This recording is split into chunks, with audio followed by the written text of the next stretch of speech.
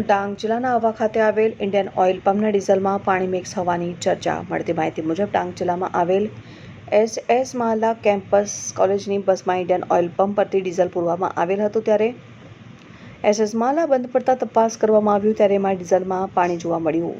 લોકમુખે ચર્ચાઈ રહ્યું છે કે જો આવું ચાલશે તો લોકોની ગાડીઓ ખરાબ થાય તો એની જવાબદારી કોની રહેશે?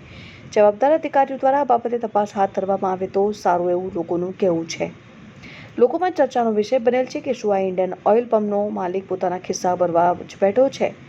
ઇન્ડિયન ઓઇલ પંપ બેદરકારી પણ છે. જો તપાસ કરવામાં આવશે તો ચોક્કસપણે કરેલ બેદરકારી પણ સામે આવશે, એમાં કોઈ શક નથી. ફોટોમાં જોઈ શકો છો કે ડીઝલ સાથે પાણી પણ જોવા મળી રહ્યું છે. તો શું આ પંપના પેટ્રોલમાં પણ પાણી મિક્સ કરવામાં આવતું હશે? વાહન ચાલકોમાં માંગ ઉઠવા પામી છે કે જવાબદાર અધિકારીઓ દ્વારા પેટ્રોલ અને ડીઝલની તપાસ કરવામાં આવે તો જોવાનું એ રહ્યું કે તપાસ કરવામાં આવશે કે પછી ઇન્ડિયન ઓઇલ પંપના માલિકની મનમાનીથી જ આ પેટ્રોલ પંપ ચાલશે.